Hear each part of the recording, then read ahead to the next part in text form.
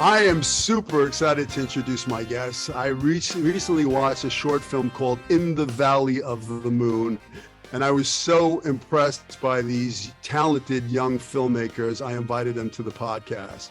I want to welcome the writer, director, producer, Luca Pizzoleo, and I want to welcome actor Raz Fritz and actor Emilio Molina to the show. Welcome to the show, boys.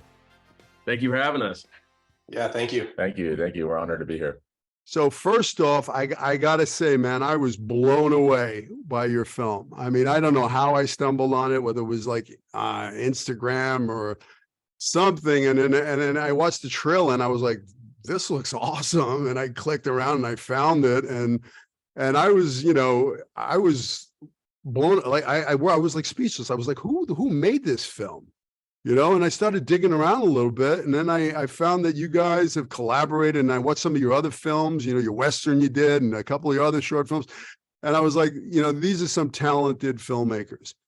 So, I created this podcast to inspire young artists to follow their dreams, right? If a guy like me, I can come out to Hollywood at 18 with $200 in my pocket, a one-way ticket, not knowing a soul out here, and make the dream a reality, then why can't the listener out there, right? If there's a young filmmaker out there or young actors out there that want to do this, and like you guys, you're doing it, man. You're creating your own projects. You're doing what I'm preaching to my actors all the time. I'm like, don't wait for the phone to ring. Write, produce, create your own projects. Raise your own flag so people can march behind you. Turn the desk where you're not the actor with the hand out going, please, can I get a job? You're in a power position. Hey, you want to work on my project? So, I love what you guys are doing. So Luca, I just wanted to ask you, how did you get started in the business? I like to go back. Like, when did you know you wanted to be a filmmaker? How did it all get started for you?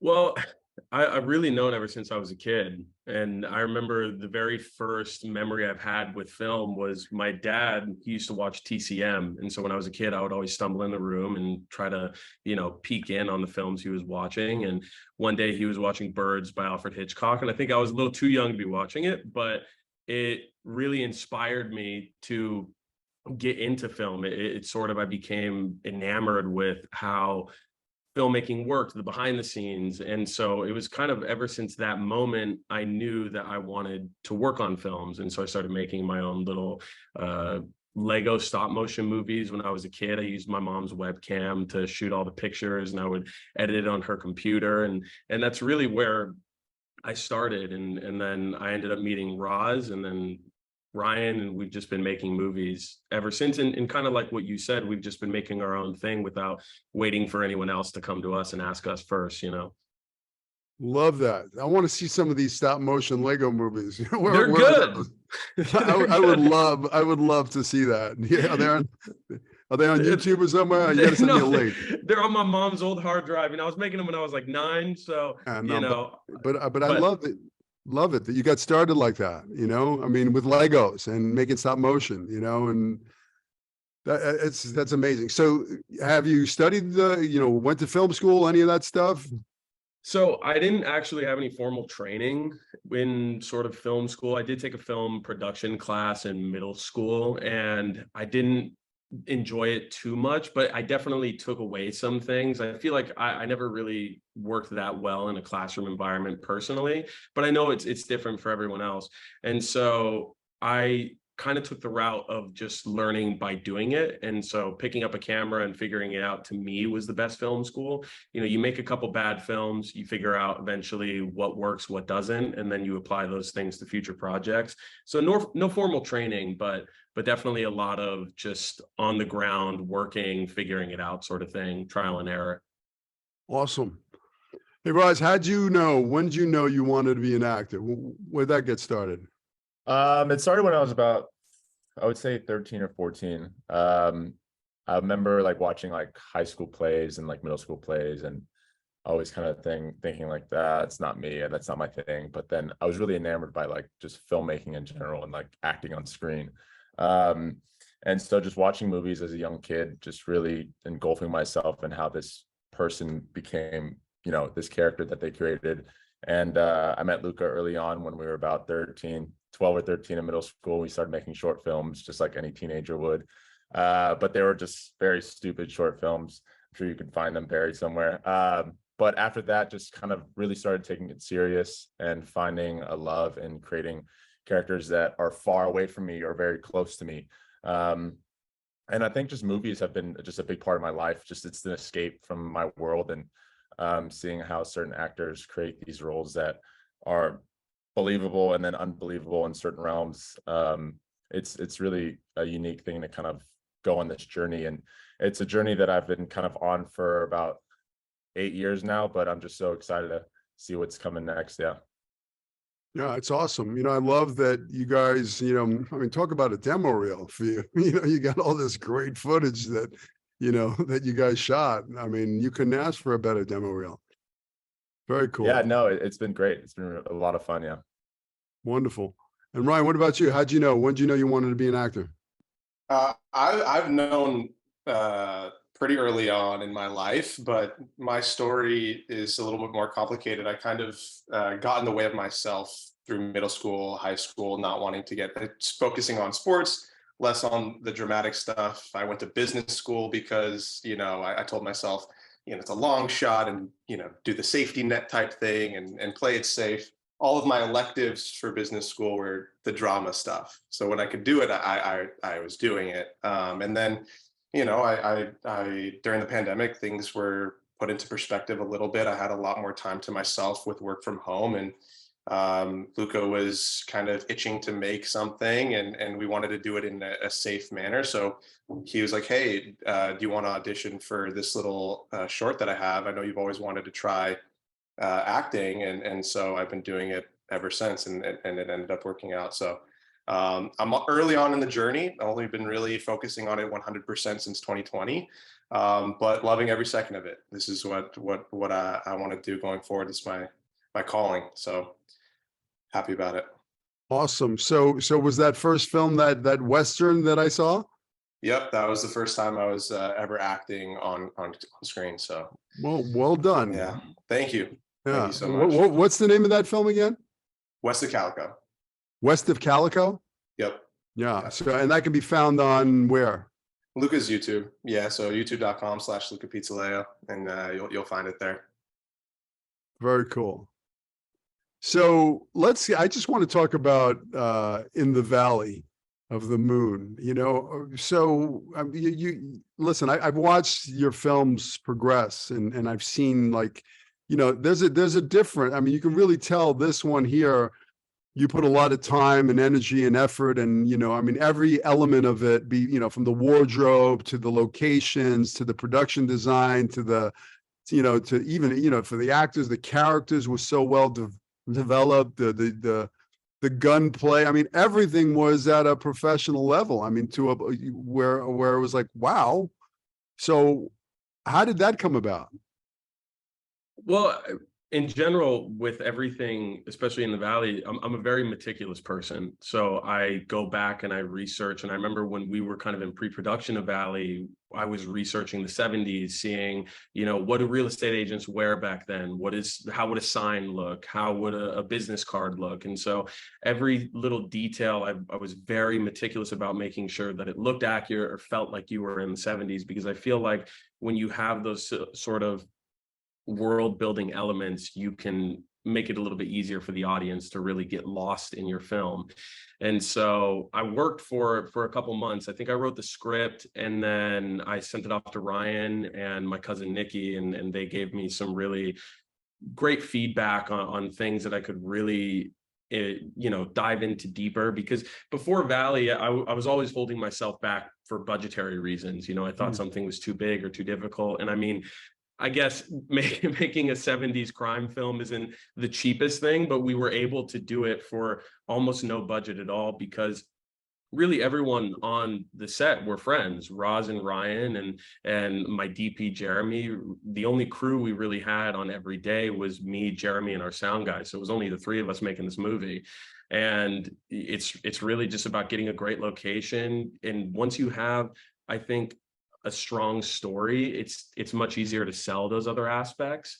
So it was a lot of time. It was a lot of effort. The wardrobe, the costume, the set design, all that I ended up doing myself because I don't have a wardrobe or set designer. But you know, a lot of research, going around to the thrift stores and whatnot, and putting all these sort of elements into the film to really try and sell that effect. But I definitely agree that this is a big jump in quality in terms of our last short film, and that's because I feel like I didn't hold myself back creatively with this one. With every other project, I felt like I always held myself back and was like, no, I can't do that. But with this one, I was just like, you know what, I'm going to write it how I want it, and then I'll figure it out. So that's kind of the mindset that I went into with this project. Love that. You got to write big. You can't hold yourself back. You know, if the scene is on an airplane, well, then write it's on an airplane. You know, when you get to, you know, production and you figure out, well, maybe I can't do the airplane. Maybe it might be a bus or a train or whatever. But, you know, shoot for the airplane. For sure. And it's true, because if you hold yourself back, I feel like you just hold everything back creatively, and then the film ultimately suffers as a result. So let's talk about your writing. I mean, where did this idea come from? Have you studied writing? I mean, you know, how did this script come about? So I've been writing really ever since I was a kid. I used to write short stories all the time. I've always kind of been a storyteller, even though writing isn't my main passion. My main passion is directing. I've sort of written because I have all these ideas and stories in my head, and kind of like what we were talking about earlier is you can't wait on anybody. So I'm not going to wait for a script to come to me. I'm going to write it. So I'm going to figure it out. And with every other script, kind of calling back to what I said earlier about trial and error, it's, you know, you write a couple of bad scripts and then you put it to screen and then you're like, that doesn't work. That's not good. And then you take those aspects and apply them to future projects. But no formal training in writing. And the idea that came to mind was my ideas come out of nowhere, and they mainly stem from music. So I listened to a ton of music, and I was listening to Irma Thomas's Breakaway, which is like a 70s, 60s hit. And I just remember, I don't know where the idea came from, but I was just like, wow, like a mobster who's a real estate agent. I feel like that's funny. I think that could be something that could be unique. And then I ended up just writing it out over the course of a couple of days and having a first draft of the script by then. Very cool. And Ryan, you did a great job as that mobster real estate guy. Thank you so much. I love the hair. I love the shot when you're straightening out your hair in the in the TV. No, Mark Green was a great character. When I first saw the first version of the script that Luca wrote, I was really excited to play that character. I really wanted to do it because I think what was interesting about it is, you know, there's the real estate agent that you first meet, but then when the mask gets taken off, you have to feel some sort of shift. So that was one of the main focuses for me as far as the prep work goes, because I wanted it to feel as if, is this really the guy that, you know, Raz's character Tom is going to, you know, figure out if he's the sinister mob guy from his past, or is it this, you know, quirky, crazy real estate agent in Petaluma. So hopefully it came off that way to audiences. That was certainly my intention, but a great character that I'm really happy I got to play. Yeah, I mean, listen, that insert of that picture that you have, you know, that Raz has of you, you know, with the gold chain on, you know, like, it's like, okay, you know, once the glasses got torn off, you know, we started to see, you know, that character coming out, you know. I'll tell you a funny story about that. When we were shooting the film, I needed an old photo of Ryan. And so that one in particular, I think it was Babylon Ryan got on as an extra, and they had to shave him for the project. And this was about a week before we ended up shooting. And so I needed him to have a beard. And I was like, no, we're screwed. You know, you had to change your hair. And then we ended up going in, we took the picture. Then we were like, let's use this as an excuse to take that picture. So that was actually a couple of weeks before we ended up shooting the film. Very cool. That location, that house, how did you know, you said you had a small budget, but that house was amazing. Where'd you get that house? Was that like a donation?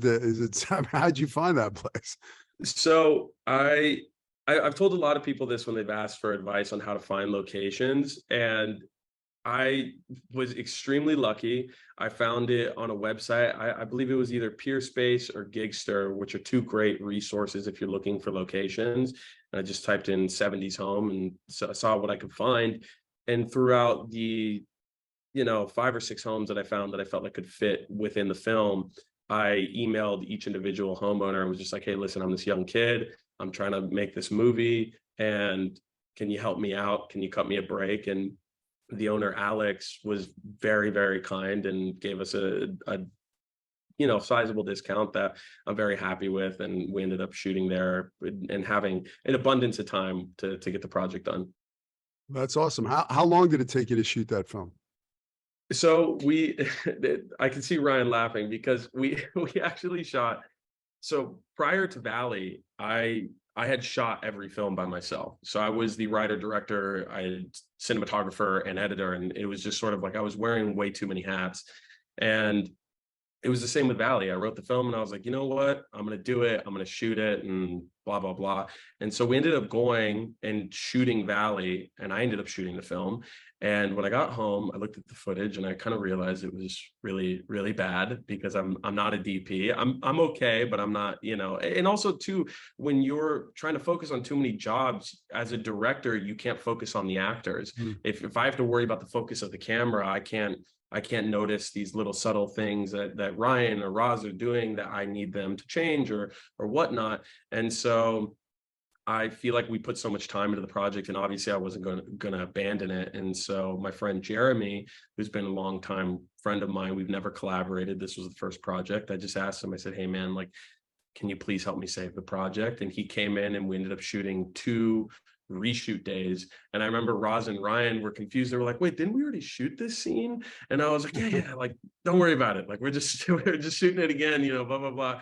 And so some of the footage in there is my footage. At the end in the shootout, I shot that sequence, but everything prior to that was all Jeremy and all reshoots. But I actually feel like it helped the project in the end because it was almost like this really, it was like kind of an expensive rehearsal, like we went in and we all got to be in the space, play with the space, stay in costume and whatnot. And so by the time we actually did it a second time, I feel like everyone was so prepared for every little thing. And it was just kind of like we flew through it. So it was, I'm definitely grateful for it.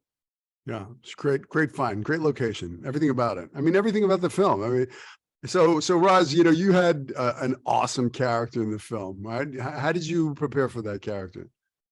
My prep work ranges between characters, but I got to talk a lot with Luca about the character and who this person was and where he came from and what he's after and where he's at in his life currently.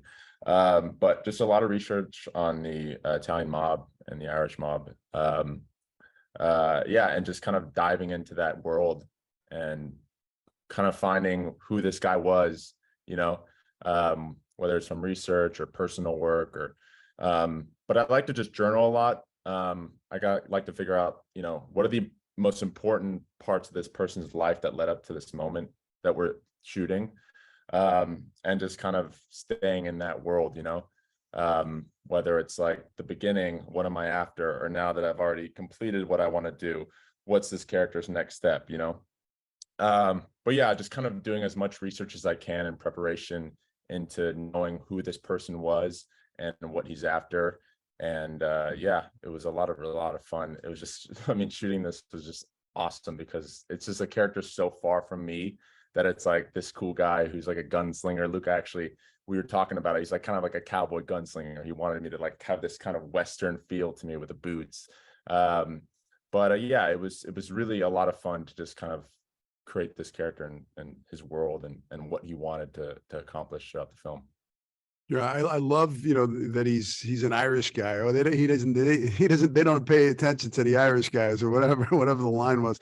But I love the detail when you're lighting your cigarette and you have a little shamrock on your Zippo lighter. We had a lot of fun with that. The little details in the film. I mean, it's all in the details. It's all those little details that add up. Even the car. I mean, the car was great. Where'd you get the car? So there's I believe it's kind of like an app on your phone. It's called Turo. And what you could do is you can go in there and you can filter what make, model, or year you're looking for. And we threw in anything prior to, I think, 1977.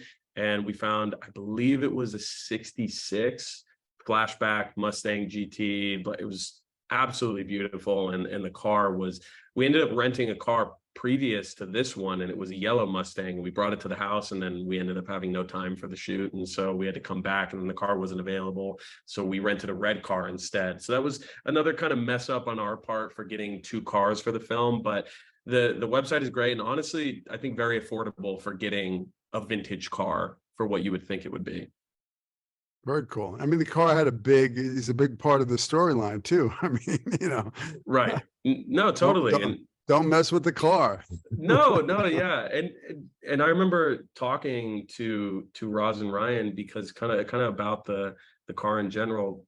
I actually swapped the ending of the film, I think 4 days before we shot our last shoot day. And so the ending of the film was initially Raz's character walks up to the door after killing Mark, and then a husband and a wife come in, and they're there for the open house, and they see Raz, and Raz is covered in blood, and he's like, "Hey, you here for the open house?" Blah blah blah. They scream and run away. Raz gets out of the car and drives away.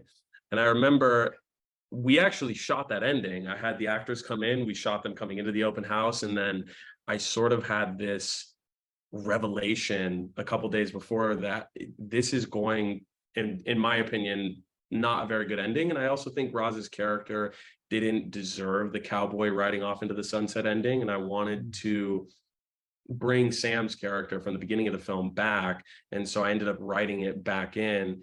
And personally, I love the ending. I think it's cool. And even too, with any of the people online, we've had tons of reviews and tons of feedback. And I feel like the ending is a big topic of conversation, but I actually like that people feel some type of way. Even if you don't like it, I like the fact that it made you feel something, or that you have an opinion about it. So I think that the ending was very fun to play with. And then obviously, if we had a bigger budget to tackle this as a feature, I would love to expand on Sam's story arc and what the car means to him, and how you can obviously tell he's kind of a hothead and he has some anger issues. And I would love to expand on that. So that way in the ending, it does make a little more, it sells it a little bit more. Yeah. So the act, I mean, but there was some detail work, like when Raz puts his hands on the car, he looks at, don't touch the car. Of course. Yeah, no, totally. I tried to build that in, I wanted to make sure Sam was protective of the car in the first scene. And so when we came to the end, I did feel like personally for me, it made sense. And I just think it's a cool moment when he comes back, he's like, "Hey, Buttercup." Yeah, he gets him, he, catches him red-handed. Yeah. So I think it's great. I even like the brushing of the beard. I grew up, in Brooklyn, and there was guys in my neighborhood who would brush their beard in the 70s. Right. Yeah. Well, Landon, who I believe, he's a phenomenal actor. He actually came up with that. That was something that he came up with. It was little character work. Yeah. And the type of director that I am is I love to collaborate with my actors. So if my actors have something to say, if my actors have an idea, I'd love to hear it. Obviously, if I don't feel like it works for the film, then I'll tell them. But I like hearing things, because I think you never know where you can get those little ideas. And Landon did that in his self-tape. And I just thought that was such a cool detail, that he's this guy who very clearly takes care of himself, takes care of his car, takes pride in self-care and whatnot. And even speaking to little details, what Ryan was talking about with the mask of Mark Green, there was this moment where we were shooting the shootout, and Ryan told me, he was like, I think I should take my glasses and rip them off and throw them to the side, because the sort of facade of Mark Green is now gone. Tom knows who I am. I just shot him. And so now as soon as I take those off, I'm a different character. I'm not Mark Green anymore. I'm throwing that thing away. So I think that was, again, a very great detail from an actor bringing it up to me. And I think that's a phenomenal thing in working together. Yeah, no, it was great. I love that choice. And your voice changed too. All of a sudden we got a little of the Philly accent coming back into it. So it was really cool. So you actually held casting for that role, the Sam role? I did. Yeah. I held casting for Sam and for Frank's role, who plays the sort of mob boss. And so I think went through Where 300 was or that 400 breakdown? I people. would have loved to audition for that part. That was We a should good have got you. one. You would have been a great choice as well. That But was- Marco is a phenomenal actor, and we loved working with him. And I think it was again, when we saw Marco and we saw Landon, we knew kind of from the jump. I remember sending it to Raz and Ryan. I said, these are our guys. Before they even sent in the self-tapes, I just said, these guys, I can see it in them. And just from their demo reels, I knew, especially Marco, you could just tell he has that grit to him, you know, he's from Boston. He's got that sort of, you could feel it, you know? No, he did a great job. Yeah, no, they were both great. I kind of knew from the get-go that they were going to be our guys. I mean, all the elements. I mean, everybody, the whole cast, everything. There was one thing that I noticed, and it was like, well, you know, it's a convertible, and then he's driving away, and the hard top's on the top of the car, and I go, when did he not want to? Raz's carry don't want to fuck up his hair.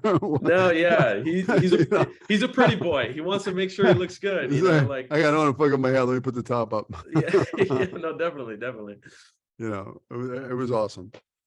Thank you. So Raz, you know, you've been in the game for what? You said 8 years now? Yeah, about.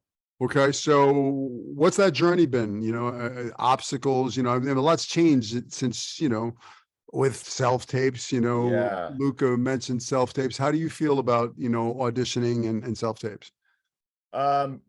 It's very different. If I had to pick one of the two, I definitely prefer in person. I think I'm a big believer, like, your energy speaks before you do. So like when you even walk in an audition room and you have the session runner or the casting director there, it's, you know, nice to kind of feel that. And I think there's a certain intensity that comes with in-person auditions, whether it's like nerves or you know, something else that like you kind of bring into that in that room in a good way. As far as self-tapes go, there's a lot of pros and cons. I'm very meticulous like Luca, so I like to like have my best work out there when I send it off. But there's the pro of you have as many takes as you want, and then the con is you have as many takes as you want. You know what I mean? So it's like you can keep doing it over and over again until you get it right. But after the fifth one, it's going to be a bunch of gibberish. You know what I mean? It's not going to be as good as the second or third or first. So, but yeah, it's changed a lot. I mean, commercially, in-person audition, I've been doing that. I got my commercial agent when I was about 16, 17, and started auditioning from there and booked a couple commercials. My first one was for Norwegian Airlines, which was awesome. And then went on to do a couple other ones. Did some USC short films as well, which were in person before COVID. Some were online through COVID. So it's changed a lot. I mean, if I had to choose out of the two, it'd be in person, but I know going forth, it's going to be all self-tapes. I was in class the other day and they were saying, yeah, it's not going to go back in person because it saves the studios X amount of money for renting out a space, and they can see 100 people in one day instead of 40 with self-tapes. You know, they can get 100 self-tape auditions in a day rather than renting the space from 10 to 4 and seeing 40 people, you know. But yeah, it's been changing, and I'm excited to see what's like, you know, in the future as far as auditions. But yeah, I'm so grateful to be working with Luca and Ryan on these projects. But I'm just hungry for more and to make a feature with them and to work on other projects with other great directors. Well, it's coming. No, I have no doubt for all of you. You know, it's coming. You guys are planting the seeds now. You know, and you're going to see those seeds are going to come to fruition. You know, somebody's going to see that film. You're going to be walking out, you know, red carpet at that short film festival, and somebody's going to say, "Man, hey, man, I saw your film, and you know, I want to work with you. You know, let's turn this into a feature. Or let's, you know, it's going to happen. I'm sure. If it hasn't happened already, Luca, it's coming." Well, for sure, and that's really any advice that people have asked me. I feel like obviously I'm not the Baron for giving advice onto filmmaking because I'm still at a very young stage in my career and I'm still figuring things out. But if there is any advice I could give, it's just you have to make your own stuff, because if you sit there and wait, just nothing's ever going to come. And I think telling the stories that you want to tell and using your own voice and your own, you know, sort of creative outlet is going to translate really well, because people are going to love to see that. And we've had, you know, incredible feedback from the festival so far. So we're so excited. And even on social media, it's been a phenomenal reception for us. So we're very happy to see what comes. Yeah, I had class here Monday night and I literally showed your film in front of my class because I wanted, Really? yeah, I That's said, amazing, man. I said, you guys got to see this, because Oh, that's so you know, awesome. and my actors are making films, I could show you some links that they're actually, and they're getting better and better and better, I mean, even in class, like, let's say we have a small class. Yeah, I say, okay, well, today we're going to shoot a film and we'll just come up with an idea. We'll sit around, we'll do a brainstorm, we'll come up with an idea and we'll figure out a beginning, middle, ending for the thing. And we'll figure out the characters and we'll shoot it in 3 hours. We'll literally figure what's the shots. Okay, this is what we need. And we run out and we shoot it, we build a set or whatever. I mean, if you go on my Manhattan Actor Studio, I have a YouTube inside the Manhattan Actor Studio. There's a peek of a couple of the short films that we made. And these were just like, we made them in 3 hours on an iPhone. So, Right. it's just proof that it can be done. You don't have to have the fancy camera. You don't have to have all that stuff, all the gear and stuff like that. If you got some actors and you have some resources and you can reach out to a friend and, maybe you can use your friend's local house or a friend's got a restaurant you can use or whatever, ask favors, call in favors and make it happen. There's no excuses. No, and it's exactly what you're saying. I mean, that's another really, really good point is you don't need the fancy camera. And it's something that I've noticed from a lot of young filmmakers is they say, well, I don't have, an Airy or a Red Epic or whatnot, so I can't make a Hollywood looking film. And to be honest, that's really just not the case. You even look at the iPhone today, the new iPhone has a phenomenal camera. You could shoot 24 frames per second in 4K. You have the right lighting. It really does look like a decent high quality film. And even for Valley and our upcoming film, The Tragic Death of a Frenchman, we shot those on a Sony A7S, which is, it's a sort of mid-tier DSLR camera, which isn't, it's not this massive camera, but one of the biggest compliments we've gotten is that it does look like it's shot on a really fancy camera. And truly, it's not. Well, it looks great. Thank you. Thank you. Yeah. So, and especially you got a great colorist. It's something you take for granted because when I used to color everything myself, obviously. And so I actually thought I was pretty good. I was like, my stuff looks great. Like, it looks really good. And I remember we shot Valley, I edited Valley, I colored the film, I did the audio for the film. And then I got reached out to by an audio engineer group. Their name is Retail Space, and a colorist who's actually really good friends with one of the actors in the film, Ashley. Ashley is the guy who comes into the open house, who eats the cookie and gets shot by Raz. Yeah. And so Ben is Ashley's friend. His name's Ben Chakowski, and he's a phenomenal colorist. And I remember looking at my color versus his color, and I was like, oh my gosh, I'm terrible at this. Like, it really adds a depth when you have someone who knows what they're doing and they can, pop those skin tones out and fix the lighting in the background. And he really is an incredible colorist. And even on the work, I don't know if you saw the trailer for our film, The Tragic Death of a Frenchman, I even think it looks better. I think he's just insanely talented. Yeah, I saw the trailer. When's that coming out? I want to see it. I could send you a link, but send me the link. That looks like a fun one. It is. It's a very fun film. We shot that, I think, May of last year. So what we shot, it actually took us quite a long time. So when we were shooting Valley, I was actually writing Frenchman with Ryan. And so I remember going to Ryan and I told him, I said, I had this idea. And it's kind of just been this long time idea of mine where these two mobsters are disposing of a body. And it's sort of just this funny, quirky comedy. And since we just did Valley, I'm like, we can't do mobsters again, back to back. It's just, we need to try something else. And I remember our good friend Olivier, who is our second AC and also BTS photographer on a lot of our sets. He was on 2 films prior. We just thought he was the most naturally hilarious person. He would just tell the most outrageous stories on lunch breaks, and I just thought we had to make a film about him. And so we shot it. We finished it up about a month ago, and now it's just off to the festival. So hopefully we can get some festival dates very soon. We're praying for some good ones, but hopefully very soon. If you follow our Instagram, we'll post any updates on that to come. But I'll definitely send you a link. Yeah, the trailer looks great. Thank you. Yeah. Hey, Ryan, what's your approach to the craft? You're fairly new. I mean, have you studied?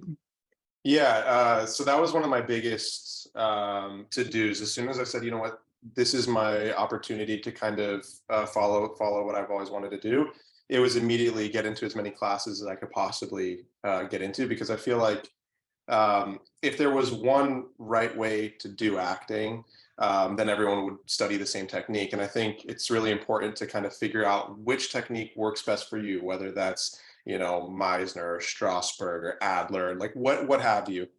And so I did a bunch of acting classes. The technique that I feel works the best for me is Adler. I like to use imagination work, build a background for a character, build specific memories that are going to inform my choices in a scene. And so that's really the technique that I've been studying for the past few years, that I've kind of figured works best for me. And so for Mark's character, it's building his background through journaling as his mob, the previous life in the mob. And then, you know, if I'm going to speak about, if I have a line where I'm talking about my son, I better have a specific memory that I can recall in the scene. And that there's techniques that you can use to kind of build those memories so that it is something that you're legitimately recalling as the character. And then the nice thing about the technique is when you're out of a scene, you're out of a scene. You know, for me, you know, there's other techniques that, you know, use emotional recall as an example. And I've tried that out. I just think for me, it's harder for me to then get out of a scene, especially if it's dealing with something very traumatic, or if I'm using personal experience. I found it not healthy for me personally. So that's why I like the imagination, because I'm like, okay, it's just an imaginary exercise. It's a son that I don't have, you know, I can connect to that and go forth from there. So yeah, I mean, I think the biggest advice that I would have, if there's anyone that maybe feels that they're late to the game, which I felt starting, you know, only 3 years ago, is just get into an acting class. Try as much as you possibly can, because the more you do it, the more you're going to feel comfortable. Because I think that's one of the biggest hurdles to kind of get over initially. And I know for me, it was shooting West of Calico was a big mental hurdle, because I was like worried about, you know, how do I sound, or how do I look on camera, or, you know, am I going to mess up? And you're so uncomfortable that you're not able to live in the scene as a character. And so the more you do it, the more comfortable you get. You start to build your skills. You learn, okay, I like that from that technique, I don't like that from that technique, and you kind of build your own craft. And you know, the more you do it, the more you get used to it, and the more fun you have. And that's the best part. Once you can have fun with it, man, that's the dream, you know. So that's kind of been my approach so far. Love that. Yeah, I told that to my own actors all the time. Study them all. So everything you can possibly, and then create your own method. You know, to see what works for you. You know, if the imagination works for you, wonderful. You know, but if not, if you need to dig into some kind of sense memory thing, something that's real, you know, listen, on the day, if I need you to get to the emotional place and your imagination ain't working for you, I'm going to need you to have a backup plan. You know, so you can reach into your toolbox and tap into that real event that happened where, you know, broke your heart and leave a piece of your soul behind. So whatever, you know, learning the craft and learning truly what works for you and developing your own craft is the way to go. Yep, you know, absolutely. and you hit the nail on the head, because, you know, what I noticed in this film, and what I've noticed what you guys are doing, is you're having fun. And when you're having fun, guess what? The audience is going to have fun watching you, because you guys were having fun, man. You were in play. I mean, that's why it's called players in the theater, right? It's called a play. Exactly. It's playtime. You know, it's those actors, when you're in your head, you're dead. You know, when you're in your heart, you're smart. When you're coming from play and you've created and you wrote a backstory and you know your character and you know what the previous circumstances, you know where he's going, you know his secrets and all his stuff, and you maybe doing some animal work, or you found a voice, you know, all of those little things, you know, is going to make it more fun. It's play, because that's how you step out of you. You get out of your shoes, you step into the shoes of the character. You know, look, when you put the leather jacket on, right? You know, or when you put those glasses on and you put the hair, you know, all of a sudden you start feeling a certain way. I mean, Raz, when you put that leather jacket, you strap on that gun, you know, you got the boots and the wardrobe and that whole thing. It's like, once you step into those shoes, you become the character. Yeah, I think wardrobe's a big, I mean, I think it's so fun getting a wardrobe. I remember when we were doing Western Calico, we actually got the wardrobe from, I think it was Western Costumes, right, Luca? It was Eastern costumes. Eastern, which is a great company. If anyone's watching, check them out. But it just, when you put on those big old coats and you're out in the middle of nowhere and it's shivering cold and you got a fire near you, it's just really easy to kind of immerse yourself in that world. Same with Valley. I mean, you got those boots and the white blade tank top on and the yellow button up and the big brown leather jacket. Yeah, it was fun, man. I think getting a wardrobe is so cool. And Luke had mentioned earlier, we went thrift shopping for this, my character at least, because we wanted something rugged and something true to the characters. So we went through so many options and we just kind of narrowed it down to these old, I think they were Levi's that we picked out for my pants, and some old cowboy boots we found. And the t-shirt was like $10, and the leather jacket was just something that we picked off the wall that just fit. And yeah, but it's fun. Costume's awesome. Yeah. So I'm going to ask Luca, you don't have to answer. What was the budget on in the Valley? So our budget was, it was under $10,000, I'll say that. And it really just kind of all came, it was all honestly primarily self-funded by me, and even Raz pitched in. And it was, the thing was for us, especially with like the thrift shopping and what Raz said about Eastern costumes, is honestly, there's a lot of affordable options. And I feel like Eastern really helps out a lot of young filmmakers. And so you can go in and kind of get a price where it works for you. And for Raz and I, when we found his leather jacket, we found it at Jet Rag, which is a vintage shop in Hollywood. And it's a fantastic resource if you're looking for old costumes. And they're also very easy if you know, for Raz's costume, we found this leather jacket, it was missing a couple buttons. And so I was like, hey, it's missing a couple buttons. You know, can you give us a deal on it? And I'm pretty good at like haggling deals. But for us, it was, I've saved up a lot of money throughout the years. I've done a lot of music videos and short commercials and those sorts of things, as well as photography. I've sold my photography to Home Goods and HomeSense in Canada. And so that has sort of enabled me to just put everything into film. And it really, you know, it's expensive, but it's also not in the grand scheme. When you're really looking at a short film, a lot of times short films cost more than you can even expect. Short film festivals we went to, there was films we were competing with that had a $250,000 budget. And so we're sitting here with like a measly tiny little budget that we've all kind of pitched in ourselves. So yeah. Yeah, it doesn't look like it was a measly $10,000 budget. That's the beauty of it. You know? No, it doesn't. And I feel like that's, and thank you. It's a very nice compliment. And even the tragic death of a Frenchman, which I feel like feels in terms of quality of the camera work and lighting, it feels even better than Valley. It was only $2,000 basically to shoot Frenchman. Frenchman was just a very cheap, easy budget, because it was really a lot of the locations were free. They were people we knew. A lot of the set dressing was just stuff we had. And, you know, Raz and Ryan being best friends of mine, obviously they'll do it for free. So it was very, it was an easier experience in Valley for sure. I can't wait to see it. So I got a question. You know, you said you had some self tapes. What are you looking for when you're in casting and you're looking to cast a role and you're looking at these self tapes? What are you looking for?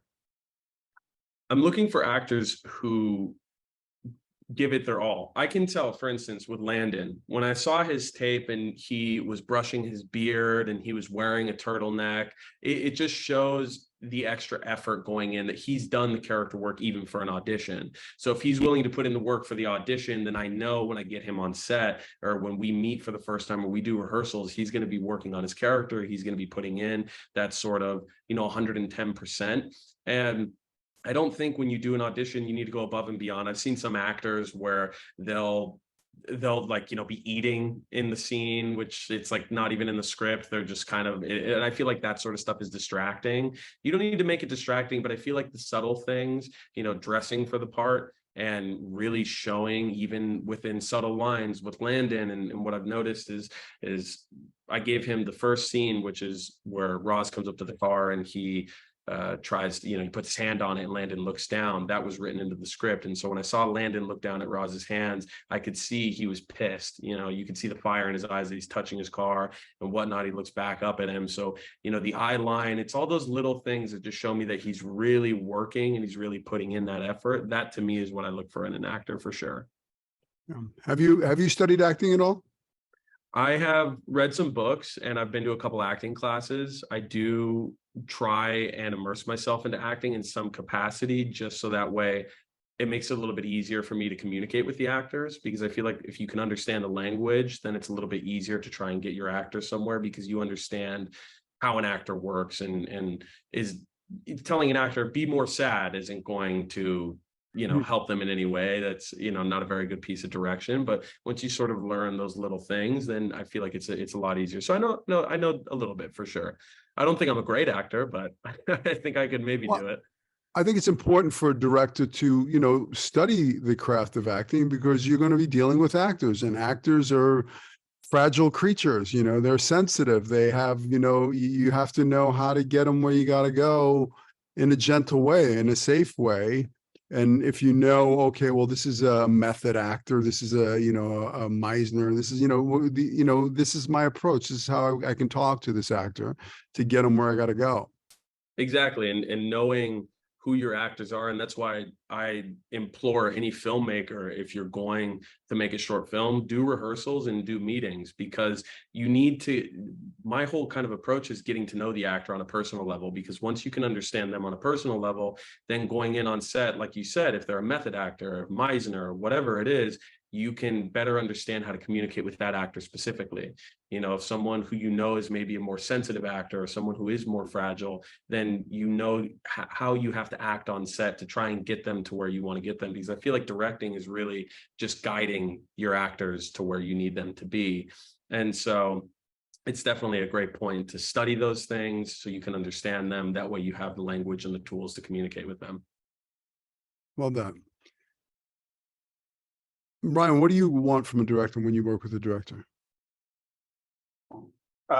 For me, I think it's like a collaborative effort between the actor and the director, because I think the movie making process, generally speaking, is a collaborative effort, right? You have your sound guys, your camera guys, your actors, your directors, producers, the writer is heavily involved. So I think that the fact that, I think, and that's something that we have with Luca for sure, he's talked about it earlier in this conversation, is that when you get to set, it's not his way or the highway. He's open to having a conversation with an actor, because whatever can serve the story or the film in a good way is something that he's going to be open to. So I think that's one thing. I think also just the type of emotional environment on a set, I think is something that, if it's a positive environment, that's going to always provide, just a better kind of, like I said, collaborative effort between the crew and the director. So those are kind of the things that I like in a director. I also like when they're very that they know what they want in a scene as well, because that does help from the acting perspective. And then you kind of get to play with them, and this is what I'm looking for, but I like that idea, let's switch it up. And I think that does enhance the emotion or whatever this we're supposed to get out of this scene. So just things like that. How about you, Raz? Yeah, I think just clear and direct communication. I think that's the most important on any set, really. But someone who's just really easy to work with, I think that's a big plus in this industry, is just being really caring about your craft and your responsibility on that set and that role, but also being a nice and easygoing person to work with. So growing up with Luca and Ryan, they're like my best friends, so it's the communication there is direct, it's clear, it's all love, and so being able to work with Luca and him telling me he likes that, but he wants to switch this, I'm open to that, or he tells me I like this, but I want to switch that. It's all about making things work for the project and the sake of the project. But just a director who's very open and clear and like Ryan said, knows where he wants the project to head in, and that makes it for us 10 times easier, you know, because we get to play and then we also get to listen and put those inputs into our work.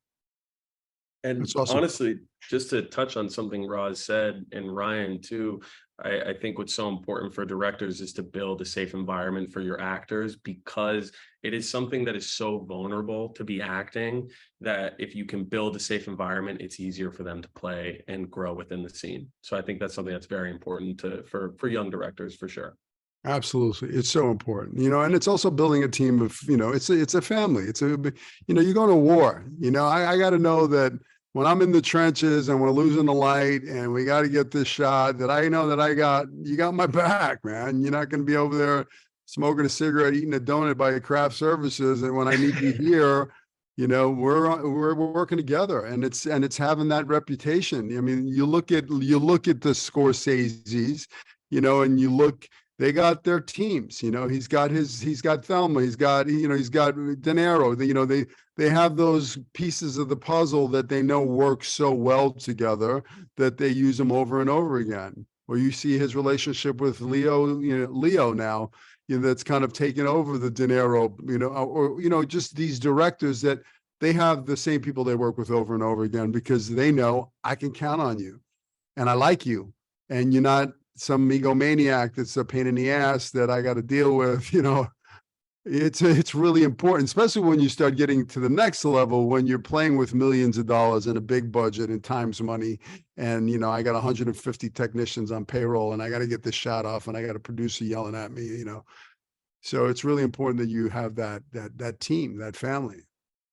For sure. And I think And that's something, definitely, yeah, it feels like a family for sure. yeah. And you know, I think it's something that's so important that when you go into any set or any sort of thing, to just be a nice person, because I feel like people don't really want to work with you if you're an ass. And people remember that. So if you're able to be a genuine and nice person, you know, maybe it worked 20 years ago, but I don't think it works as much today anymore. I feel like people know that unless you're really at the top of your level, if you're not a great person, most people don't really want to work with you, and they're not going to put up and tolerate any BS, you know? Absolutely. It's your reputation's everything in this business. You know, you got to be likable, and even with casting directors, they got to like you. You know, they know you, they not like you. You come in prepared every time. You play the big game. You make some big choices, high stakes. You may not be right for this role, but guess what? You made a fan, and I'm going to bring you back again and again and again till that right role comes along, and you're going to land it. So, you know, it's truly about building relationships in this business. You know, having those casting directors that love your work because you're just, you know, leaving a piece of your soul behind on every opportunity you get. You're playing the bigger game. You know, I truly believe it's all about, you know, high stakes. You know, how do you separate yourself from everybody else? Well, it's your choices. Talent lies within your choices. You know, the bigger, the bolder, the stronger your choices, the more you've done the work, the more fun you're going to have, the more you're going to be free to play, you know, so you're not worried about lines. It's just about, you know, being in the moment and listening and reacting and having fun. And then you can play, because, you know, it's like Halloween, right? You know, who doesn't love Halloween? You get to put the costume on, right? You put the friggin' mask on, the makeup, and you get to jump around, and it's playtime. Well, that's what acting is for me. It's like, when I put on a police officer's uniform, I feel completely different. You know, if I put on a gangster, a leather jacket and a gold chain, the wife beater, I feel like a different, you know, it's a different guy. So, you know, being able to step into that and be in play is the most important thing. Hey, Luke, if you could go back and give yourself some advice, the little you know, what you've learned now, what would some of that advice be? The advice that I feel like I would give my younger self would just to not be afraid and to keep making and to keep creating, because I feel like there was this moment when I was younger where I became a little frustrated because I didn't necessarily know. And as we all know, there's no blueprint to this industry. There's no sort of like surefire way to break your way in. It's not like a doctor. You don't go to school and all of a sudden, boom, at the end of it, you know, you got a career ahead of you. So when I was a kid, I think that was something that was a little scary to me. And I had a lot of trepidations before even deciding to kind of jump full force into film. And I think I would just tell myself to relax and to keep creating, because right now where I'm at, I'm in sort of this mindset where it's just, I want to keep making and I want to keep going. And I'm not really worried about anything else. I'm not worried about, an agent or a manager or this or that. I just want to make a good film. And what it all kind of boils down to is I love the craft and I love storytelling. So these films that I'm making are films that I want to see. And I think there was this point where I thought, oh, is someone going to like this? Is someone going to like that? Is this going to work? Is that not going to work? And I think there's some conversation to be had on, maybe certain things in a script or whatnot. But I think at the end of the day, you need to be the only audience member you're really making this film for. Are you going to enjoy the film? Because if you're making the film for someone else, I feel like it kind of lacks a soul. And so that's where I'm at now. And I feel like I would definitely tell my younger self to take that advice and keep pushing forward. It's great advice. How about you, Raz? Man, I know it's cliche and corny, but just fail. Just fail. Just don't be afraid to just fall on your butt and just, take it all in. Just because I think as actors, you get so in your head about, am I doing this right? Is the scene gonna, you know what I mean? What's my objective? And that's all important. But until you can really sit there and be like, wow, this is the bottom of the bottom of this scene, and this is not how this is supposed to go, then you can climb up that ladder and be like, okay, what are my next steps? What does my character need to achieve? This and that. So I would just say fail, be vulnerable. Don't be afraid to look silly. Don't be afraid to look ridiculous. Like Ryan was saying, take acting classes, because it's important not only to you're in a room full of strangers that you don't know, obviously, for the first class, and then you build this community and you're with them for several months, years, etc.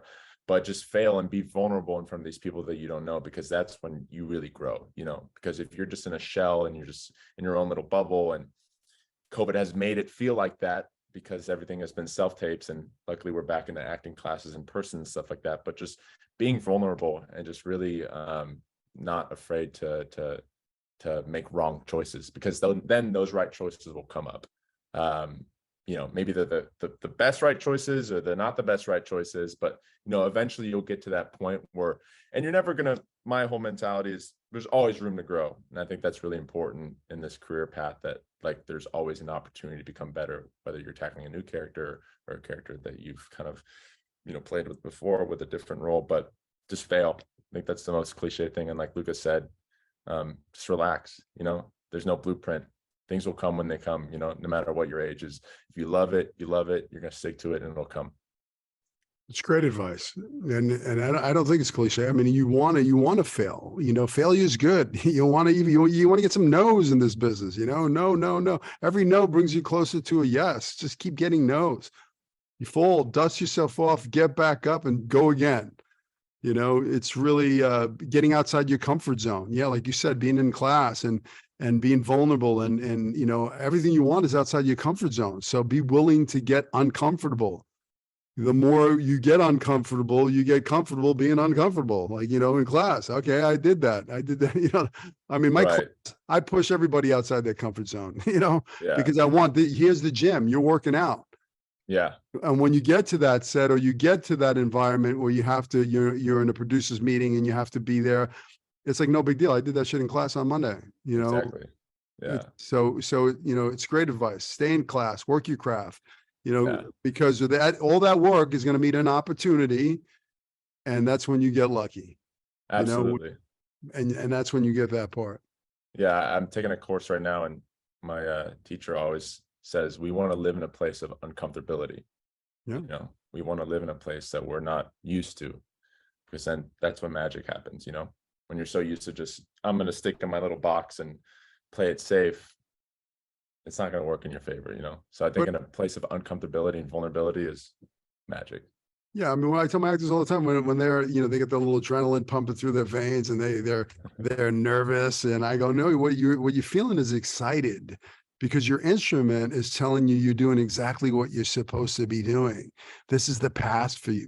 You want to feel that way. There's people that pay a lot of money for that. They jump out of friggin' planes and climb mountains. Guess what? You get it on a stage, a safe stage. You're not going to die, but it's embracing that, that excitement, and know that it's just playtime, and staying out of here, because the mind is a dangerous place, and it could tell you some noise about yourself or fear this, or what are people going to think, or whatever. And you want to be able to guard the gates of your mind, the monkey brain that's going to tell you you're not good enough, or what are people that, that's all noise. You know, you got to be able to just step into your power. This talent was given to you. It's a God-given gift. It was given to you. And, you know, just shine your light and play. Absolutely. How about you, Ryan? If you could go back and give yourself some advice, what would it be?